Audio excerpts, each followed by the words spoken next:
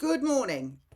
It is an all right morning today. After the most shitty week, the sun is out for a bit. I think it's thunderstorms later. But life is looking up a little bit, not through any actions from Land Rover or Marshalls, but just through you lot for being there, for listening, for commenting, for liking, for supporting, for sharing your experiences, and just being there. Um, yeah, thanks. It means a lot. Forgot to do it again. Please like, subscribe, and share if you like this video. It's for the algorithm. That's why I ask it. It helps these videos move up the algorithm. It helps them get seen by more people. And thank you for all the Jeff Buys Cars tips. Yep, I've tagged him in on these. Jeff Buys Cars, if you're watching any of these, we do need to chat. Black Belt Barrister, he already knows what's going on. He's awesome. And yes, I have watched some of the, oh my God, I did watch, somebody sent me a link to the Toyota Hilux adverts. I was weeping, the one with the cow. Very, very funny. So thank you. A little bit of light in the darkness.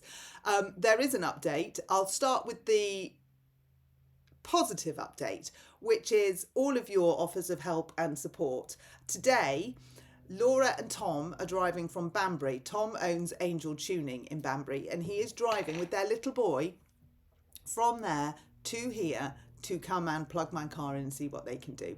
Now, I have said thank you, it's an awful long way. That's a really kind offer, but please don't feel like you have to. It's your weekend. And Laura said this is what he does all the time. Don't worry about it. And I'm like, but this is going over and above. And they are still doing it. They're going to have a little day out with their little boy and come and have a look at the car. Now, the world needs more Laura and Toms in it. And like Tim, who offered me his car, and so many others of you that have offered me advice, support, practical help, thank you.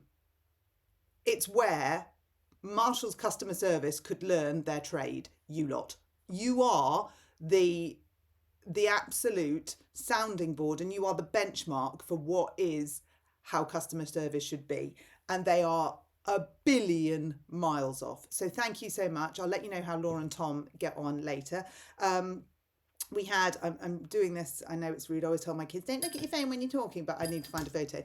So that was this week. That's my friend Rory, and the other half. They're looking in the bonnet. Rory borrowed a computer from his mate to plug in, which showed 12 faults, but we've had these faults before and they don't actually mean anything. And what we think it is an electrical issue that's firing all these things in the wrong direction.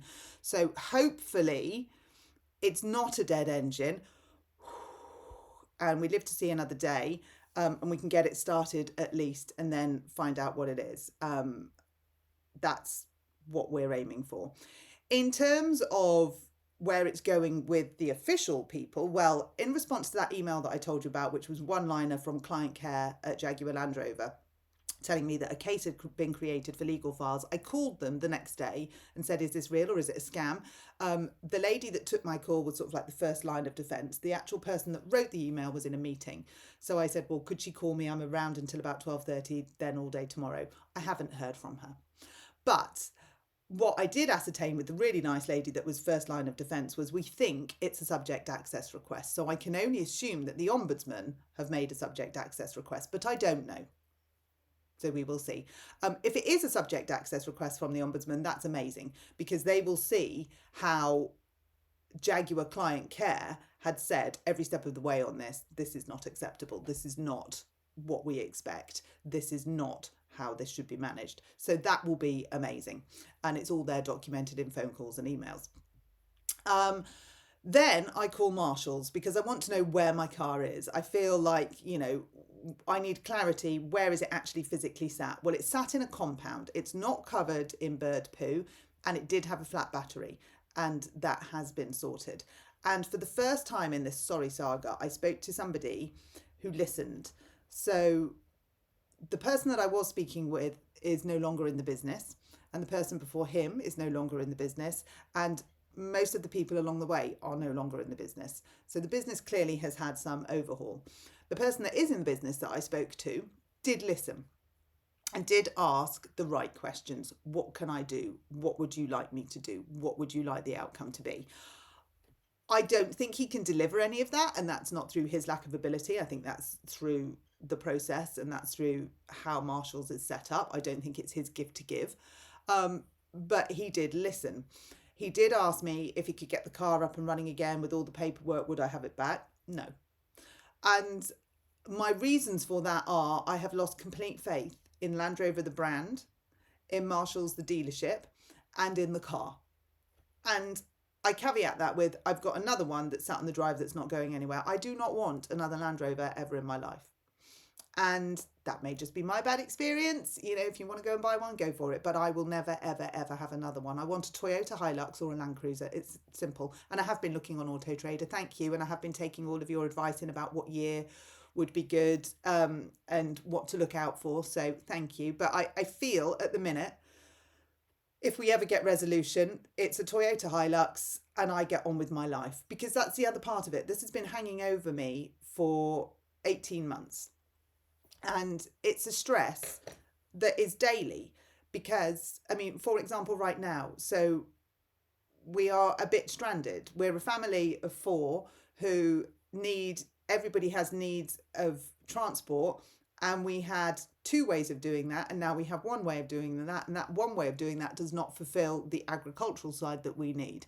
So but Rory, who was there, he's put me on the insurance for his truck so that I can at least tow the horse. She's got to have vet's procedure on Sunday night and I have to pick her up on Monday. So at least she can still have that, because at one point we were going to have to cancel that. So Rory has put me on his insurance, which is really kind. And we're beg, borrowing and stealing. And, well, we're not stealing, but it's the phrase, you know what I mean. And that's how we're getting through life at the minute. And we've been doing that effectively for 18 months and I can't do it anymore. I'm so tired. I can't tell you how tired I am. I'm exhausted. I feel like I have a permanent headache. I go to bed worried that the car won't start or something awful is going to come in from Land Rover. I wake up in the morning, I check my emails. It's the first thing I think of. It's there, constant. But I am not going to give up. And as I said to the man, I won't name him because he's only been in the job 15 hours and I don't think that's fair, but the new person at Marshalls, enough is enough. This is not what you want when you buy a car. You do not expect. I mean, you buy a car to transport you. That's the whole point. It has 4 wheels and an engine to get you from A to B and to fulfill your transportation needs. And for 18 months, our transportation needs have not been fulfilled. And we've just gone from bad to worse. And I need it to stop. I need it to be over. And I know that any car we have, and particularly because we'll be buying a second-hand car, so I know that we're going to face problems along the way. But I've absolutely taken on board everyone's comments. You know, if I get a Toyota Hilux, the parts are nowhere near as expensive as a Land Rover. I mean, this is something that staggers me from all of your comments. Why do we have the golden ticket on full service history from a dealership? Why are we prizing that so much? Because it sort of feels to me as though that's not worth the paper it's written on. I wouldn't trust it. And the parts are so expensive. You go to your local independent garage and they do it for like a third of the price. It's like, why are we making cars with parts that are almost more... I reckon the manufacturers make more money from selling parts than they do selling cars. Genuinely. I'm beginning to feel like there's a conspiracy in this. My opinion, not fact. But it feels to me like, you know, and I've said it before, the cheapest bit is buying it. It feels like the cars that are being rolled off today are more expensive to put back together in kit form than they were to even buy, but yet you have to put them back together in kit form because there are so many consistent faults and failures. And with the recall thing, you know, they recall a VIN number of a year and they go, well, that fault can only have happened within that year for this car, so we'll recall that year's worth. But the same kit is in the other cars, but they just haven't been recalled because they've only recalled a year. So what about all the other cars that are driving on the road that could suffer exactly the same problems? Where are we going with that? It makes the whole thing needs a shake up. I'm learning that. Oh, my daughter's just come home, which is a good time for me to stop this because I need to go and try and get her. So we're playing car Jenga. I need to try and get her to where she needs to be. And the day needs to move on. But that's the update. Thank you. Guess who's home? I'll let you know how we move on with this. I'll let you know what Laura and Tom say with their magical kit. It will be what it will be. I'm off to go and get wet by the looks of things. Classic English summer, thunderstorms and lightning, very, very frightening.